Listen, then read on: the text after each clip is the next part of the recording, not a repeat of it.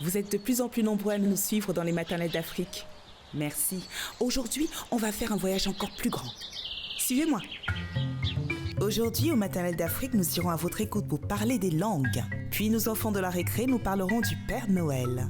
Dans la rubrique de femmes inspirantes, elles l'ont fait, nous recevons Priscille la dégameuse. Et enfin, nous terminerons en beauté avec le papaye karité de Sarah Koulibaly. Mais pour commencer, nous allons répondre à vos questions sur l'alimentation des enfants dans notre rubrique Miam Miam.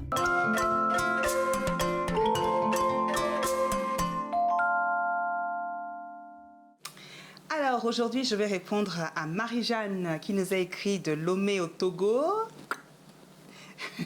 Elle est originaire de Guadeloupe et elle est surprise que le fruit tapin ne soit pas consommé au Togo. Elle me demande donc de faire un sujet sur ce légume. Eh bien Marie-Jeanne, merci de me laisser l'opportunité de parler de ce légume que j'aime beaucoup. C'est vrai que, moi je suis de l'Afrique de l'Ouest, au Togo, nous avons l'arbre à pain qui pousse, mais c'est considéré comme un fruit sauvage. J'ai un ami ivoirien qui m'a dit ça récemment. Il m'a dit « Oh, quoi? Vous mangez ça? Ah, c'est les fruits sauvages, ça, on mange juste ce qu'il y a dedans, là, mais on ne mange pas le reste. » Alors que, aux Antilles, notamment en Guadeloupe, en Martinique et dans l'océan Indien, d'ailleurs je salue toutes les personnes de l'océan Indien qui nous regardent, c'est vraiment un aliment qui fait partie de leurs habitudes alimentaires. Donc pour vous expliquer, c'est un arbre à fleurs qui est appelé en latin Artocarpus altilis. Non, c'était juste pour le plaisir de le dire, de montrer ma science. J'avais envie de montrer ma science aujourd'hui. Voilà. Je sais que en lingala, on l'appelle le momboya. Donc, pour tous ceux qui parlent lingala vont peut-être comprendre ce que je dis. Et puis, pour nos amis béninois qui sont fongbe, ils disent le blé foutou. Je sais qu'à Madagascar, on le consomme beaucoup et puis on va l'appeler le frimpaille, le franpaille. Donc, c'est forcément, ça vient probablement du terme fruit tapin.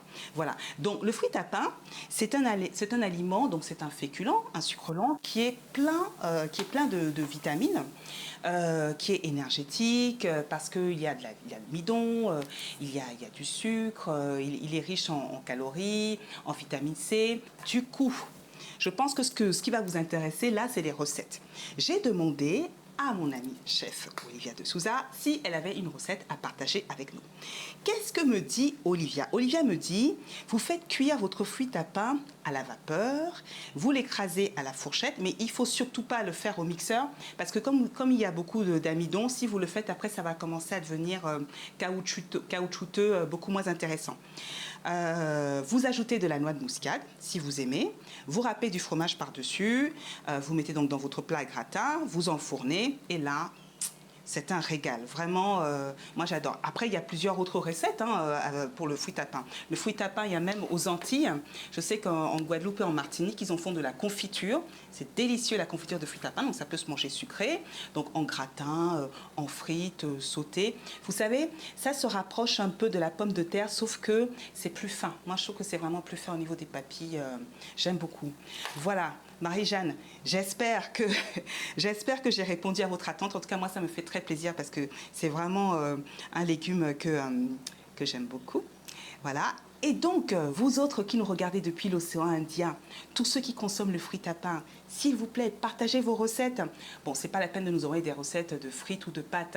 Partagez des recettes avec des produits locaux de chez nous. Ça nous ferait bien plaisir.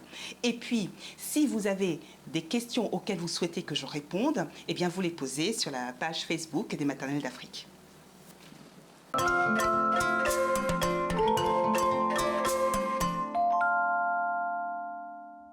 C'est vrai qu'on observe de plus en plus de couples mixtes, que ce soit différentes ethnies, pays, régions, cultures. Donc, et une fois les enfants arrivés, il y a une question essentielle qui se pose. Mais quelle langue parler à la maison? Toute ou une seule? Pour en parler, Jessica, merci Jessica d'être là, d'être avec nous. Joseph, bonjour Joseph. Bonjour. Bienvenue dans la maison des maternelles d'Afrique. Et Madame Laurugnon, spécialiste des langues. Bonjour Madame. Bonjour. Merci d'être là. Je vais commencer avec Jessica. Jessica, vous avez 36 ans, vous êtes d'origine togolaise, vous vivez en Côte d'Ivoire, mais vous avez passé pratiquement toute votre enfance au Gabon. Aujourd'hui, vous êtes mariée, vous avez 3 enfants, Nolan qui a 10 ans, Marvin et Maëlys de 3 ans, si je ne me trompe pas. Vous avez toujours souhaité que vos enfants parlent votre langue maternelle, dont le Mina. Bonjour les Togolais, on se comprend. Mais ça ne s'est pas vraiment passé comme prévu. Alors, racontez-nous. Donc j'ai eu la chance d'avoir une nounou de la même ethnie que moi. Donc avec elle, le Mina. Le Mina, tout à fait. D'accord. Donc avec elle, on parlait déjà le dialecte à la maison. Donc je me suis dit que ce serait plus facile pour l'inculquer aux enfants, surtout à Nolan qui était le premier à l'époque. D'accord. Et au moment de l'apprentissage de la langue, il y a eu un petit bug, on va dire.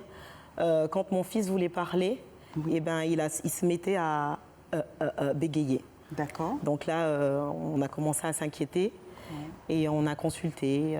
Il avait quel âge à l'époque? 3 ans. Il avait 3 ans. 3 ans. D'accord. Donc, mais il disait déjà quelques petits mots en Mina, donc c'était réconfortant pour moi. Mais il y a eu vraiment ce blocage à un moment donné qui m'a inquiétée, qui nous a inquiétés, son père et moi. Il parlait français et Mina donc? Tout à fait. D'accord, parce que la langue que vous parlez à la maison, c'est le français? Oui, parce que mon mari étant ivoirien, voilà. Il parle français. D'accord. Et lui, par contre, ne parle pas sa langue maternelle. D'accord. Et du coup, on a consulté tout d'abord un centre spécialisé sur le bégaiement, parce que je suis directement d'abord partie vers là. Et c'est eux qui m'ont retourné plutôt vers une orthophoniste. Et qu'est-ce qu'elle a dit, l'orthophoniste? Alors, l'orthophoniste, en fait, nous a expliqué qu'il n'avait pas de problème en soi, enfin, sur les cordes vocales ni quoi que ce soit. Donc, en fait, il n'était pas bègue.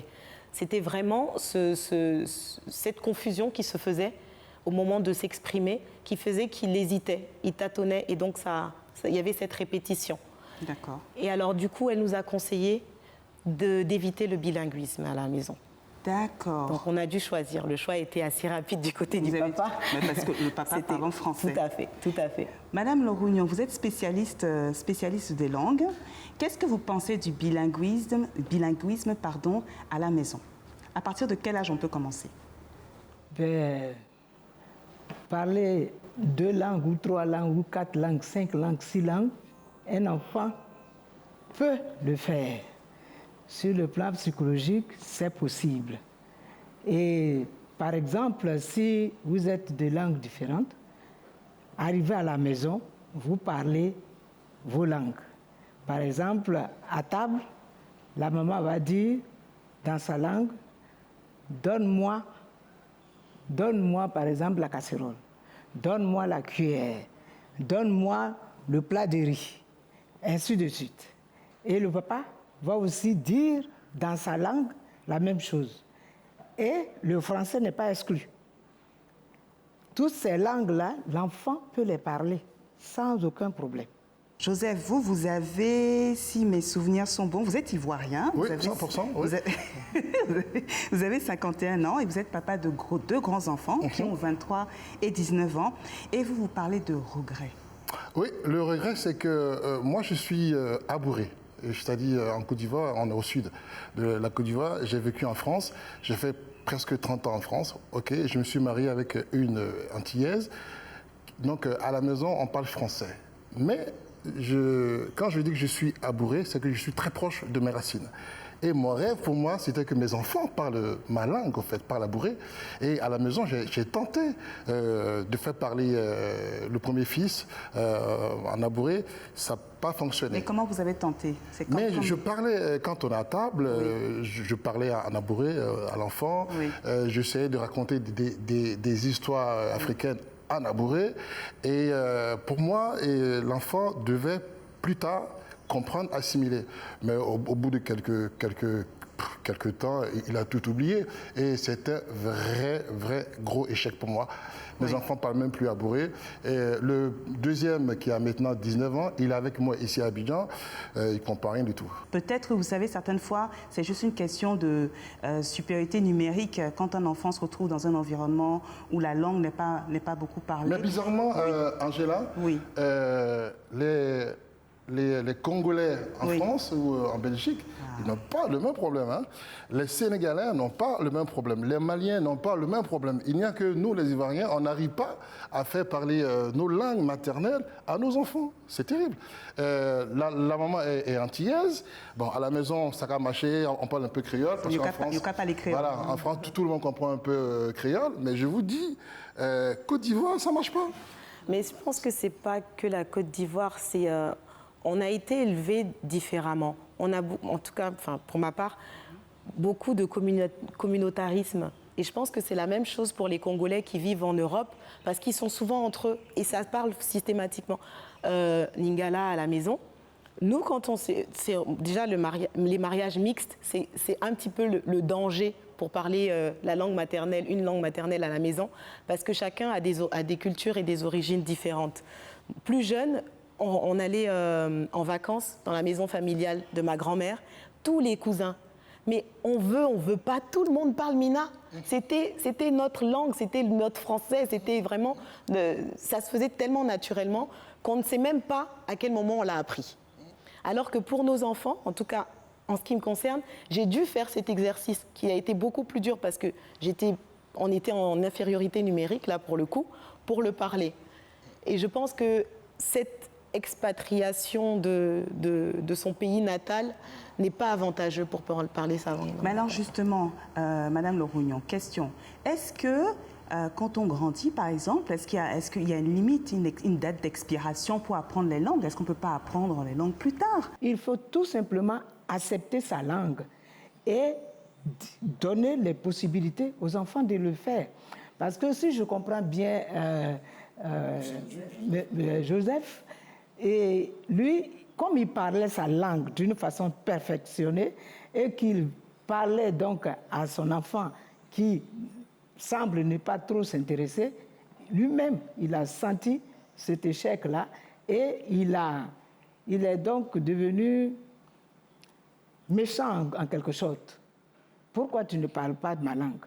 Non, c'est pas ça. Non, méchant. C'est pas ça. Je dis méchant parce que, puisque l'enfant ne parle pas, finalement, vous avez dit, bon, mais je laisse tomber. Il ne faut pas laisser tomber. Nos langues maternelles sont partenaires de la langue française. Il faut partir du français et puis continuer aussi. N'est-ce pas? Ouais. Oui, parce que moi, je considère le français comme une langue maternelle.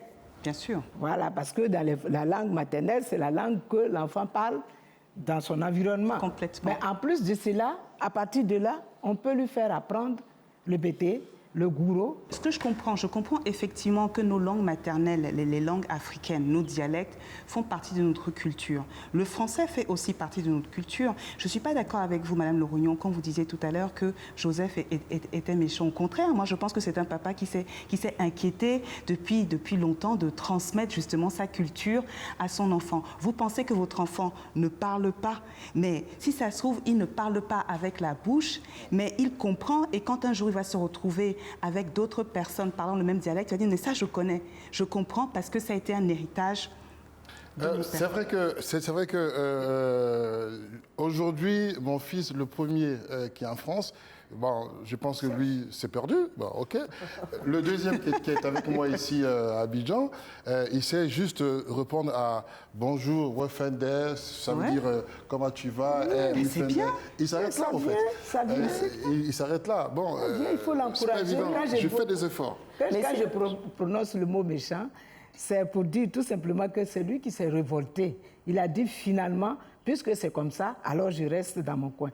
Or, il possède quelque chose qu'il doit communiquer. Dans la mesure où tu refuses de donner, eh bien, tu deviens méchant. C'est dans ce sens-là. C'est vrai. Pour dire tout simplement qu'il n'a pas à perdre l'espoir. Il faut qu'il continue. En parlant d'espoir, justement, Jessica, comment est-ce que vous avez continué? Parce que vous avez donc votre fils et puis il y a les suivants qui sont arrivés. Quelle décision vous avez prise justement vis-à-vis des suivants? Je ne suis pas méchante, hein. Mais avec la difficulté qu'il y a eu avec le premier, je n'ai pas répété l'exercice avec les autres. Je me suis dit, si ça doit se faire, ça va se faire tout seul.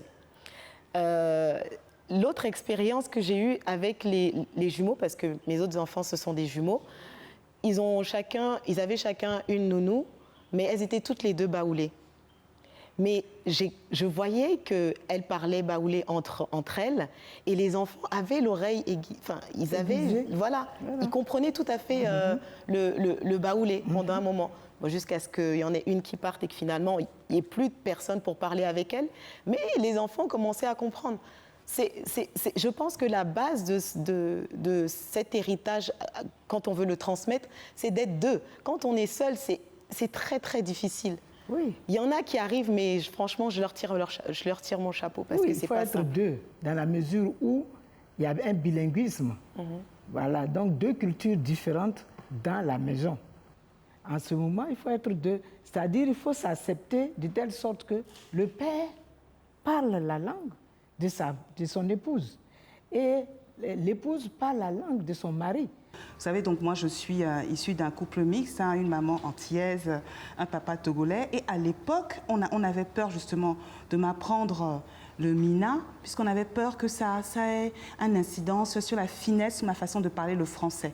Alors que je pense qu'aujourd'hui, il y a des enfants qui parlent 4, 5, 6 langues et ça ne les empêche pas du tout de parler le français correctement. C'est une richesse, je pense. Alors, moi, je veux bien revenir aussi sur ce problème-là qui touche ces trois pays que je viens de citer, Côte d'Ivoire, Cameroun, Gabon. Maintenant, pour le cas de la Côte d'Ivoire, moi, je me souviens, lorsque j'étais à l'école primaire au village, à Yaou, vers Benoît, parler abouré à l'école, mais vous êtes moqué. Il y a un symbole concret et ce symbole s'est fait avec des objets puants qu'on vous met au cou parce que vous avez parlé votre langue du village. Donc du coup, le jeune écolier, il s'efforce à ne pas parler abouré. Donc, enfin, abouré ou autre langue. Donc c'est que le français. À un moment, finalement, on n'a plus cette envie, l'amour qu'on puisse avoir autour de sa langue du pays, il part.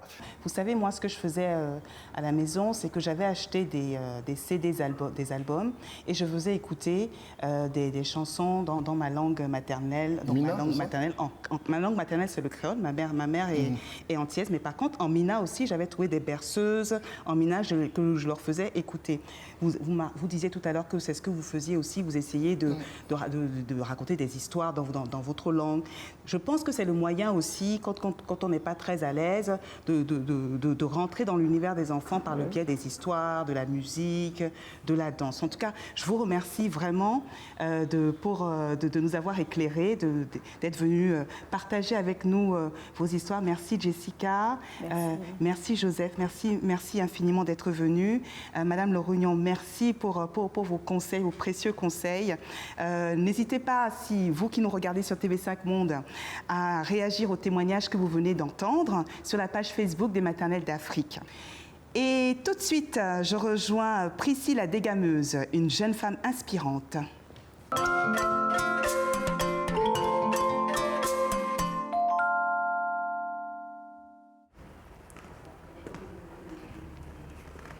Priscille la dégameuse. Yes, oh, elle-même. Vous dégamez quoi exactement? Est-ce que je sais même? Pour rien comme ça. Parce que vous êtes chroniqueuse, TV, vous êtes danseuse, vous êtes artiste en général, c'est ça que vous dites, non? Artiste avec grand A. Artiste avec un grand A. Voilà. Donc j'ai cru comprendre que vous avez eu beaucoup d'obstacles dans la vie, et puis vous avez une expression qui me plaît beaucoup. Comment vous vous êtes installée dans quoi? J'ai un cœur d'homme. Je me suis installée un cœur d'homme dans mon corps de femme. Qu'est-ce que ça veut dire, ça? Alors, à un certain moment de la vie, quand tu te retrouves face à certaines situations assez difficiles, en tant que femme, tu oublies tous tes chichis, tu oublies tout ton féminisme et tout, et tu t'installes un cœur d'homme dans ton corps de femme. Donc tu te bats, tu les affrontes, tu prends sur toi, et puis voilà, tout se dessine parfaitement. Je sais qu'il y a eu un moment difficile de votre vie, c'est quand vous êtes tombée enceinte assez jeune. Oui. Comment ça s'est passé? Alors, comme certainement toutes les jeunes filles dans ma situation, parce que à l'époque, on était encore chez papa et tout, et on était encore à l'école, en classe. Donc, tomber enceinte, c'était vraiment difficile. Tu sais, en Afrique, là, généralement, quand il y a un souci, c'est comme quand quelqu'un est malade. Généralement, ce n'est pas la maladie qui tue la personne, mais bouche des champs.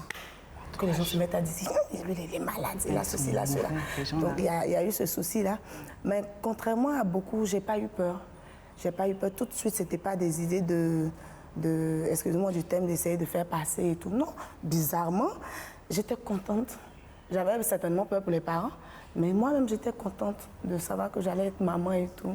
Du coup, tu as continué à aller à l'école? Oui, j'ai continué. Oui. Alors, pendant la grossesse, j'ai mis un temps. Et bizarrement, après la grossesse, donc on va dire dès les 4 derniers mois, avant la venue de bébé Sidi, j'ai commencé à travailler. J'ai commencé à faire la peinture à la maison, j'ai commencé à faire la coiffure et tout. Et j'ai fini par m'habituer. Je me suis habituée au point où, même quand j'ai eu mon bébé, j'avais plus cette force-là de retourner.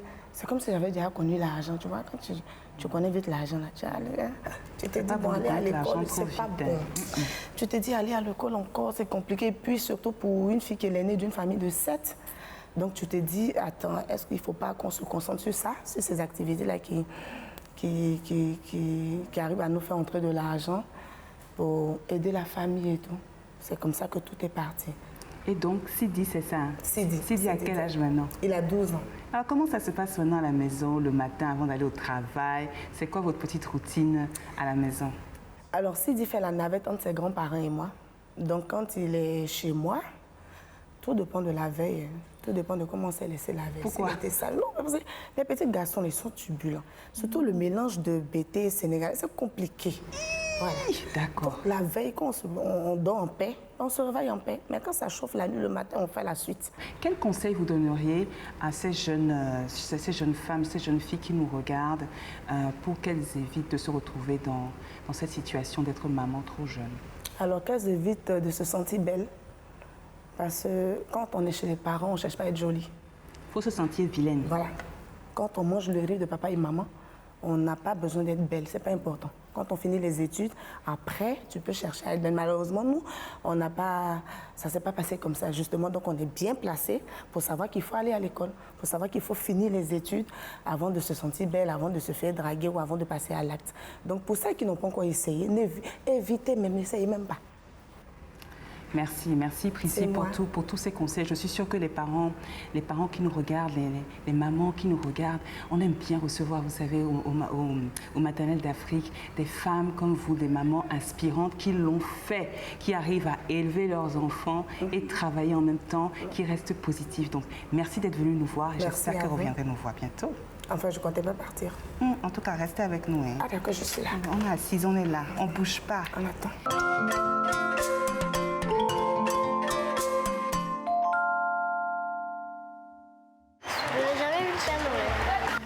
Le Père Noël, ça n'existe pas. Moi, je pense que le Père Noël n'existe pas. Pourquoi? Parce que c'est à chaque fois les parents le soir qui donnent des cadeaux. C'est les parents qui mentent que le Père Noël existe pour qu'on les laisse tranquilles et qu'on dorme tôt et que eux, quand on dort dans la nuit, ils regardent et puis après ils partent acheter les cadeaux. Il est imaginaire. Il est imaginaire? Les parents veulent faire croire aux enfants qu'il y a un Père Noël. Pourquoi les laissent en paix pour ne pas qu'on leur demande qu'est-ce que je vais avoir comme cadeau cette année?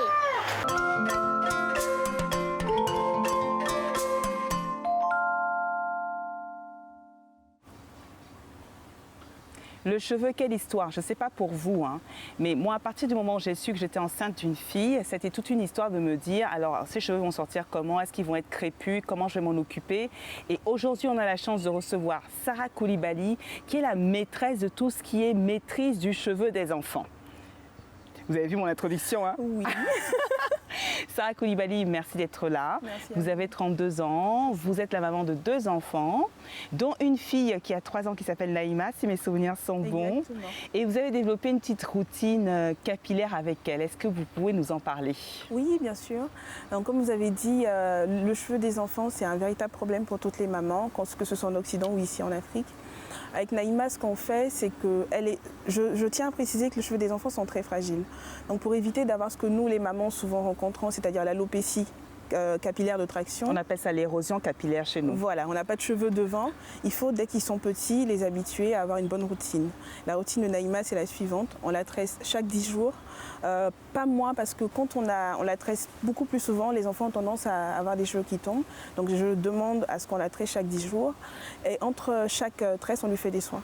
Et donc les tresses, on est d'accord, ce sont des tresses avec les cheveux ou avec des mèches? Très peu de mèches. Très peu de mèches, parce que le fait d'avoir la mèche sur le cheveu, ça fait, vous savez, une traction sur le cheveu et du coup, ça favorise ce qu'on appelle l'érosion, les cheveux qui disparaissent là sur le bord. Exactement. Et donc, vous mettez, alors le soin, il est à base de quoi? Le soin, il est à base de beaucoup de produits naturels. On a l'avantage d'être en Afrique, du beurre de karité, du beurre de cacao. Eh bien, du beurre de karité, on en a là justement. Je pense qu'il est où le beurre de karité? Il est là, je crois. Voilà. C'est excellent. Ce produit, il est excellent parce qu'il nourrit le cheveu, il l'assouplit. Du beurre de cacao, pareil, c'est un produit qui sent bon. Les enfants adorent parce que ça sent le chocolat. Ah, excellent. Naïma, elle adore. Excellent. Et en plus de cela, de l'avocat, très souvent, des huiles. Et surtout, je tiens à préciser que pour les parents, s'ils peuvent acheter des poudres indiennes, c'est un topo qui est excellent parce que ça fait pousser les cheveux. Alors, les poudres indiennes, il y en a vraiment pléthore. Hein. Il y a le choix. Donc, vous parlez d'avocat. L'avocat, c'est super parce que c'est riche, c'est assez gras. Donc, en fait, c'est comme un masque que vous appliquez juste avant le shampoing ou après le shampoing? Il y a des fois, on se pose la question. Non, je lui fais un masque avant le shampoing. Naïma, et qu'on a un peu, c'est comme un jeu avec son bonnet chauffant. On fait ça et je pose le masque, ça dure quelques temps. Après, on passe au shampoing et après, on se coiffe. Donc, le bonnet chauffant parce que la chaleur permet d'ouvrir les écailles du cheveu pour bien faire pénétrer le produit. Exactement. Du coup, après, vous faites le shampoing et puis vous faites les tresses. Voilà, et entre les deux, pendant qu'elle a le bonnet, on joue, on passe notre temps, on se dit une histoire. Et voilà, c'est resté un moment entre un super moment mère-fille. Voilà. Extraordinaire. Et quand on est des femmes super pressées, les femmes d'aujourd'hui, là, et qu'on n'a pas forcément le temps tous les 10 jours d'être avec sa fille, à ce moment-là, vous avez répondu donc aux attentes des mamans en ouvrant des salons à Abidjan, des salons pour les enfants. Exactement. Ma chère Sarah, j'aimerais beaucoup vous revoir pour que vous puissiez venir nous parler de vos poupées. À bientôt. À très bientôt. Vous qui nous regardez, s'il vous plaît, envoyez-nous vos histoires, partagez vos expériences avec vos enfants sur les cheveux crépus ou pas d'ailleurs, sur la plateforme des maternelles d'Afrique.